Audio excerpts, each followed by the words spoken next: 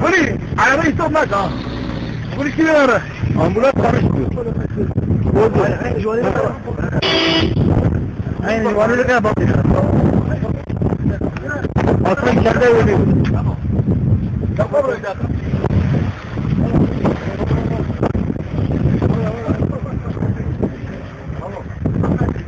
Sokak freni takıyor bu şey.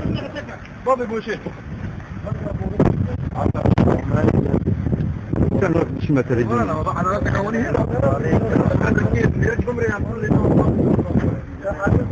Adam silahla yaralanmış içeride ölüyor.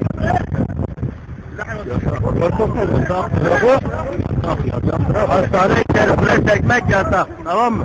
Bak hastane içerisine çekmek yasak diyor. Yok ya. Arkadaş, ya. Emniyete gidersin. Ben emniyete giderim. Giderim. Ben anlatamıyorum. Tamam emniyet. Bir şeyi uyuyor. Bırak.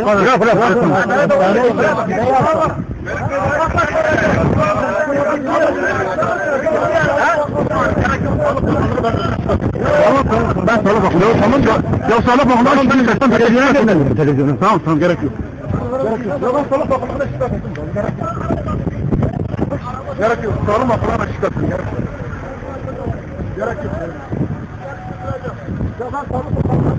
Ya tamam ben giderim. Ben emniyete giderim.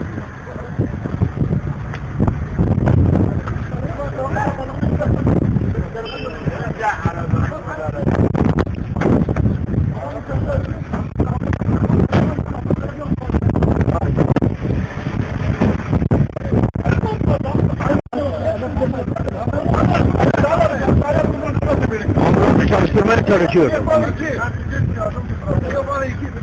Bak iki.